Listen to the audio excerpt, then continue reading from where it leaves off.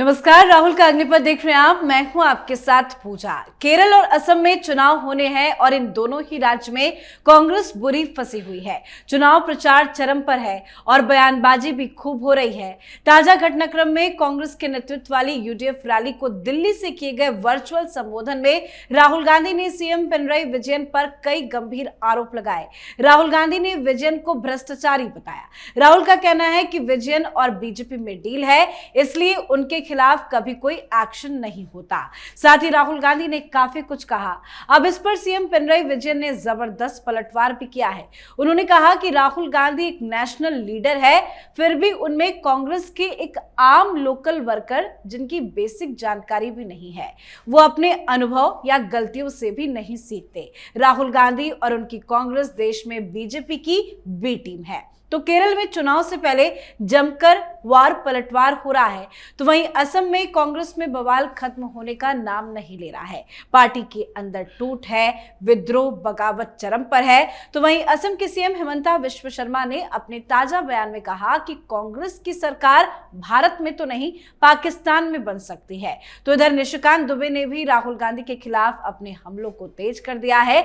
निशिकांत दुबे ने राहुल गांधी पर तीखा हमला करते हुए उन पर समाज में विभाजन पैदा करने का आरोप लगाया है, क्योंकि सोनिया गांधी की बीमारी पर भी राहुल गांधी गंदी राजनीति कर रहे हैं। तो आज इन्हीं तमाम मुद्दों पर चर्चा करेंगे। मेरे साथ स्टूडियो में मौजूद हैं कैपिटल टीवी के एग्जीक्यूटिव एडिटर राजीव जी। सर, आपका बहुत बहुत स्वागत है। केरल में क्या कुछ चल रहा है? वार पलटवार, बयानबाजी तो खूब हो रही है, लेकिन इतना ज्यादा गुस्सा क्यों है राहुल गांधी को? देखिए, समस्या केरल ही नहीं, समस्या हर जगह कांग्रेस के लिए है।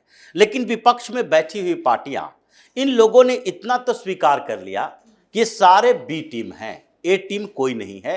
ए टीम एक ही है, भारतीय जनता पार्टी। जैसे पिनराई विजयन की पार्टी है सीपीएम, उसको कांग्रेस बोल रही है, राहुल गांधी बोल रहे हैं कि ये बीजेपी की बी टीम है। ओवैसी को सारे जो अपोजिशन में बैठी हुई सो कॉल्ड सेकुलर पार्टियां हैं कहता है भारतीय जनता पार्टी की बी टीम है। ओवैसी इन लोगों को कहते हैं भारतीय जनता पार्टी की बी टीम है। अभी पश्चिम बंगाल में ममता बनर्जी, सीपीएम, कांग्रेस सबको बीजेपी की बी टीम करार देने में लगी है। और ये सब लोग कहते हैं देखो, ये टीएमसी बीजेपी की बी टीम है, इसने ही भारतीय जनता पार्टी को बंगाल में उभरने का मौका दिया है। ये सारे विपक्ष में बैठी हुई पार्टियां बी टीम ही बनी हुई है, ए टीम बनने की होड़ में कोई है ही नहीं। और कांग्रेस ही जब बी टीम करती है तो कांग्रेस पर भी बी टीम होने का आरोप लगा है। केरल के अंदर समस्या वैचारिक हो गई है और राहुल गांधी की बौखलाहट ऐसी है जिसमें अब राहुल गांधी के साथ वहां के मुस्लिम लीग भी खड़ी नजर नहीं आ रही। एक बैठक हुई थी कल, सर्वदलीय बैठक, और सर्वदलीय बैठक में राजनाथ सिंह मिडिल ईस्ट के क्राइसिस के ऊपर बातचीत कर रहे थे। कांग्रेस तो भारतीय जनता पार्टी सरकार के खिलाफ ही रहेगी, लेकिन इसी में इन्हीं की सहयोगी पार्टी, केरल में भी चुनाव होने वाला है, और इनकी सहयोगी पार्टी मुस्लिम लीग के नेता, सांसद, वो सामने आकर बोलते हैं कि मिडिल ईस्ट क्राइसिस में सबसे पहली प्रायोरिटी जो सरकार की है वो बहुत बेहतर है कि हमें वहां रह रहे 1 करोड़ इंडियंस के लिए, भारत के लोग जो रह रहे हैं उसकी सुरक्षा का ध्यान देना चाहिए। और सारी परेशानियां गैस की, तेल की, ये सब तो हम लोग मिलजुल कर झेल लेंगे। ये कांग्रेस के मुंह पर तमाचा था कि जो गैस तेल की बातें कर रही है, हंगामा खड़ा कर रही है, इस समय इसी की एक सहयोगी पार्टी जो कि मुस्लिम लीग नाम रखे हुए है, उसने भी सरकार की सराहना की। लेकिन खैर, मुस्लिम लीग की अपनी मजबूरी और कांग्रेस की अपनी मजबूरी। मुस्लिम लीग की मजबूरी ये भी है कि केरल में 9 अप्रैल को चुनाव होना है और उससे पहले जो इसका गढ़ है केरल में, यानी कि माल्यपुरम में, ये जो इंडियन यूनियन मुस्लिम लीग सबसे बेहतर परफॉर्मेंस करती है, कासरगोड में सबसे बेहतर परफॉर्मेंस करती है, कोझिकोड में सबसे बेहतर परफॉर्मेंस करती है। ये 3 ऐसे जिले हैं जहां मुसलमानों की जनसंख्या सबसे ज्यादा है। माल्यपुरम में 70% से ज्यादा मुस्लिम, कोझिकोड में 37% से ज्यादा मुसलमान और कासरगोड में 40% के करीब मुस्लिम। ये 3 जिले ऐसे हैं 14 जिलों में से, और जो 11 जिले हैं वहां 20% 25% मुस्लिम पॉपुलेशन है। जो तो कई राज्य ऐसे हैं भारत के, वहां 20-25% मुस्लिम पॉपुलेशन है। लेकिन इन तीनों जगह पर जो इनका बेहतर परफॉर्मेंस रहा है, माल्यपुरम में ये 15 सीटें जो पूरी की पूरी जीत कर आई है विधानसभा में मुस्लिम लीग, उसमें से 12 सीटें माल्यपुरम से जीत कर आई। वही के बारे में कहा जाता है कि वहां तो हिंदुओं का सांस लेना भी मुश्किल हो जाता है। अभी वहां पर पोलराइजेशन चल रहा है, मुस्लिम पोलराइजेशन तो पहले से हो गया था, हिंदू पोलराइजेशन भी हो रहा है। लेकिन इन 3 जिलों के में लगभग मुसलमानों की जनसंख्या देखा जाए तो लगभग 45-50 लाख के करीब होगा, लेकिन माल्यपुरम में 28 लाख अकेले हैं। अब ये मुस्लिम पॉपुलेशन जो कि केरल की आबादी का लगभग 30% लोग कहा जाता है कि वो विदेशों में रहते हैं। ये 3.5 मिलियन 35 लाख से ज्यादा लोग जो विदेशों में रहते हैं, उसका 90% अरब देशों में रहता है, खाड़ी देशों में। और खाड़ी देशों में अभी भी 25 लाख से ज्यादा मुस्लिम ही हैं जो कि फंसे हुए हैं केरल के अंदर के। तो ये मुसलमान कहाँ के हैं? सबसे ज्यादा इन तीनों इलाके के हैं, ये 3 क्षेत्रों में, जहां 34 विधानसभा सीटें हैं। अब मुस्लिम लीग को लग रहा है कि जो पहले से हमारा कल्चरल विंग चुनाव के समय में वहां से भर भर कर चार्टर प्लेन, कार्गो प्लेन जो मिल जाए उससे लेकर आता था, वो तो इस बार ला नहीं पा रहा। अब सरकार का ही भरोसा है, किसी तरीके से सरकार 2, 4, 5, 10 लाख जितने लोग हो सके अगर वापस ले आए 9 अप्रैल से पहले, क्योंकि चुनाव भी 9 अप्रैल को है और अभी ईरान वार खत्म होने का नाम नहीं ले रहा। ये ऐसे ही टेंशन का माहौल अभी चलेगा। प्रधानमंत्री मोदी भी इसलिए इस क्राइसिस को लेकर सारे मुख्यमंत्रियों से बातचीत करने वाले हैं कल। यानी कि सरकार को इंफॉर्मेशन है कि इतनी जल्दी ये खत्म नहीं होने वाली, क्राइसिस चलती रहेगी।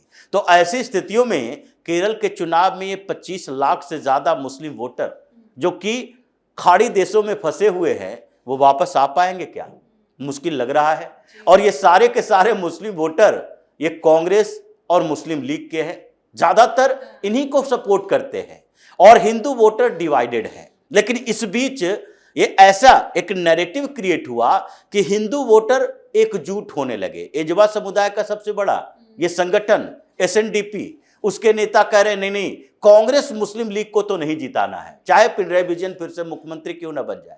वामपंथी पार्टियों के साथ भी हम खड़े रह सकते हैं क्योंकि हिंदुओं को मजबूत बनाना है। वहां का क्रिश्चियन कम्युनिटी मुसलमानों के खिलाफ है, ज्यादातर क्रिश्चियन भी कांग्रेस के साथ जुड़ा रहता था, वो भी अब धीरे धीरे बाहर हो रहा है, साथ में नहीं है। तो केरल में ऐसे फंसे हुए हैं ये लोग कि स्थितियां इनके प्रतिकूल हो गई है। और मुस्लिम लीग का एक नेता जो एक दिन पहले वहां पर एक महिला प्रत्याशी हैं जो 2 बार की विधायक है, यू प्रतिभा, उसको लेकर ये इरशाद ने ऐसी बातें कह दी जिसके कारण पूरे केरल में हंगामा हो गया। उन्होंने सीधे तौर पर उन पर इल्जाम लगा दिया कि अपनी खूबसूरती का इस्तेमाल करके चुनाव में वोट लेती है। उनके ऊपर FIR दर्ज हुआ। FIR दर्ज होने से पहले मुस्लिम लीग ने उसे सस्पेंड कर दिया, पार्टी की प्राथमिक सदस्यता से भी निकाल दिया। मतलब एक जो नेता चुनाव के समय में पार्टी से बाहर निकाला जा रहा है और पूरे केरल में इस बात को लेकर कम्युनिस्ट पार्टियां आंदोलन कर रही है कि देखो मुस्लिम लीग, इसकी मानसिकता महिलाओं के प्रति कैसी है, और उसकी सहयोगी पार्टी कांग्रेस है। तो जो चक्रव्यूह में फंसा हुआ है, राहुल गांधी की बौखलाहट केरल को लेकर यही है, ये हिम्मत नहीं जुटा पा रहे। ये वीडियो कॉन्फ्रेंसिंग से केरल में चुनावी सभा को संबोधित करने का मतलब ये नहीं था कि यहां सोनिया गांधी बीमार हैं तो वो जा ही नहीं सकते। सोनिया गांधी बीमार हैं तो 1-2 घंटे के लिए जा सकते हैं वहां देखने के लिए हॉस्पिटल में। ये 2 दिन से हॉस्पिटल में हैं। ये अपनी रैली को रिशेड्यूल करके 1 दिन पहले भी कर सकते थे, या फिर 2, 4, 5 घंटे का समय लगता है। इनके पास पैसे की कमी नहीं है, चार्टर प्लेन से जाना है, चार्टर प्लेन से आना है। तो ये रैली को रिशेड्यूल करके इन्होंने जो वीडियो कॉन्फ्रेंसिंग से बात की, हो सकता है इनका मकसद ही होगा कि डायरेक्ट मत जाओ, कहीं झंडे उठ न जाए मुस्लिम लीग के खिलाफ, कांग्रेस के खिलाफ, हमें देखते कहीं फिर से हिंदू हमारा ह्यूमिलिएशन न कर दे, इसलिए राहुल गांधी भागते फिर रहे हैं। परेशानी तो इस बात की है। तो इसलिए परेशानियां राहुल गांधी की क्रिएट की हुई है, जिसका परिणाम अभी सीधे दिखाई पड़ रहा है। और यही डर राहुल गांधी को लगता है कि असम में भी है, तभी अब तक तो राहुल गांधी के असम जाने की खबरें सामने नहीं आ रही है, लेकिन पार्टी के अंदर तो बवाल बढ़ता जा रहा है। अभी फिलहाल क्या स्थिति बनी हुई है कांग्रेस के अंदर? देखिए, असम तो चुनाव हार ही चुकी है ये, और ये पहली बार ऐसी बातें नहीं की जा रही। गुलाम नबी आजाद की किताब आई थी, ऑटोबायोग्राफी, और उसमें उन्होंने सीधे तौर पर असम में राहुल गांधी को जिम्मेदार ठहराया था। उन्होंने अपनी किताब में बाकायदा पूरे जिक्र किया था कि कैसे राहुल गांधी की एक गलती ने पूरे नॉर्थ ईस्ट को कांग्रेस से छीन लिया। क्योंकि वो बात कर रहे थे 2014 की, जब हेमंत बिस्व शर्मा वहां पर उभर रहे थे, गोगोई परिवार के खिलाफ हंगामा कर रहे थे और कांग्रेस के शीर्ष नेतृत्व से बात कर रहे थे कि नहीं, मुख्यमंत्री चेंज करो, ये तरुण गोगोई के बदले हमें मुख्यमंत्री बनाओ, नहीं तो हम पार्टी छोड़ देंगे। और उसी समय अहमद पटेल ने गुलाम नबी आजाद को फोन किया, बातचीत हुई, सोनिया गांधी ने दोनों नेताओं को बुलाया। गोगोई सोनिया गांधी के पास नहीं आया। वो सीधे तौर पर बताते हैं कि 78 विधायकों में से 50 विधायक को लेकर हेमंता बिस्व शर्मा दिल्ली आए थे और गोगोई ने अपने 7 विधायक को भेजा, खुद नहीं गए थे। और सोनिया गांधी ने बोला गुलाम नबी आजाद को कि आप जाकर वहां विधायक दल की बैठक बुलाइए, जो नेता बड़ा दिखे, सपोर्ट बेस ज्यादा हो, उसको मुख्यमंत्री बनाइए। और उसके बाद गुलाम नबी आजाद जब जाने लगे असम, तो उसी समय राहुल गांधी की तरफ से फोन आया, आप यात्रा कैंसिल कर दो, आपको नहीं जाना है, वहां पर ऐसे ही होगा, रिजीम चेंज नहीं होगा, ये तरुण गोगोई अपना कार्यकाल पूरा करेंगे। बेचारे गुलाम नबी आजाद वो भी तो कांग्रेस के गुलाम ही थे, तो इसीलिए गांधी नेहरू परिवार के गुलाम की तरह वो सीधे राहुल गांधी के आवास पर पहुंचे। जब वहां पहुंचते हैं तो देखते हैं कि तरुण गोगोई और गौरव गोगोई ये दोनों राहुल गांधी के साथ बैठा हुआ है, सोनिया गांधी से मुलाकात करने नहीं गया था। और दोनों के सामने राहुल गांधी ने कहा ये पूरा कार्यकाल करेगा। इन्होंने बार बार कहा भी कि हेमंता बिस्व शर्मा के पास सपोर्ट ज्यादा है, वो सरकार भी गिरा सकते हैं, वो पार्टी से इस्तीफा दे सकते हैं। तो राहुल गांधी का एक ही जवाब था, उसे आरएसएस के पास जाने दो। अब ये हरकत रहेगी तो हेमंता बिस्व शर्मा 2015 में भारतीय जनता पार्टी में शामिल हुए, 2016 से जीत की शुरुआत हुई असम में भारतीय जनता पार्टी की, और उसके बाद पूरे नॉर्थ ईस्ट रीजन में हेमंता बिस्व शर्मा ने कांग्रेस का सफाया कर दिया। अब ये स्थिति रही है तो आगे क्या स्थिति होगी? आज तक कांग्रेस उस राहुल गांधी की गलती का शिकार होते जा रही है। गोगोई परिवार अभी भी वहां पर कांग्रेस के राजनीति के केंद्र में है और इसी के कारण कांग्रेस में भगदड़ मची हुई है। अभी तो 9 अप्रैल आना बाकी है। चुनाव के 2 दिन पहले तक, 1 दिन पहले तक वहां कांग्रेस के जिन लोगों को टिकट दिया गया है वो कुछ लोग सरेंडर कर दें तो ये बहुत बड़ी बात नहीं होगी। असम में ये कांग्रेस का सफाया का अभियान हेमंता बिस्व शर्मा ने चलाया है, वहां भारतीय जनता पार्टी के शीर्ष नेतृत्व को भी ज्यादा मेहनत करने की जरूरत नहीं सर, है। एक चीज और, सोनिया गांधी फिलहाल बड़ी बीमार चल रही है, गंगाराम अस्पताल में उनका इलाज चल रहा है, लेकिन राहुल गांधी का केरल की नर्स की तारीफ करना, क्या बीमारी में भी वो जाति की राजनीति कर रहे हैं? क्योंकि निशिकांत दुबे तो इसी तरह के कुछ आरोप लगा रहे हैं। बिल्कुल कर रहे हैं। अगर आप गंगाराम हॉस्पिटल में जाते हो, वहां के मैनेजमेंट के बारे में बता सकते हैं, क्योंकि लगातार गंगाराम में ही इलाज होता है सोनिया गांधी का। वहां पर आपने चुना और देखा कि केरल की नर्स कितनी है और केरल के नर्स की तारीफ करने लगे। हो सकता है केरल के नर्स को ही बुलाया गया होगा। राहुल गांधी जो बातें कर रहे हैं केरल को केंद्र में रखकर कर रहे हैं। असम तो ये भूल गए क्योंकि वहां पर जीत की संभावना नहीं है। थोड़ी बहुत संभावना इनके मन में है केरल को लेकर, इसलिए केरल को राजनीति में ला रहे हैं बीमारी के समय भी। ये राहुल गांधी केरल गए नहीं तो उसके लिए भी कहा कि नहीं मां की सेवा करने के लिए, जैसे गंगाराम में ये इलाज करवाने के लिए खुद ही गए थे। जिस दिन सोनिया गांधी एडमिट हुई उस दिन तो राहुल गांधी उनके साथ नहीं गए थे। उस दिन तो यही खबर आई कि सोनिया गांधी एडमिट हो गई है। 2 दिन के बाद राहुल गांधी को ये लगा कि नहीं सोनिया गांधी से अस्पताल में जाकर मुलाकात करनी चाहिए। उस दिन तो ये गुजरात के दौरे पर चले गए थे, लेकिन इस बीच में केरल के दौरे पर नहीं गए। जो निशिकांत दुबे फिर से एक्टिव हुए हैं, डर उनके पॉलिटिकल बयानबाजियों से नहीं है।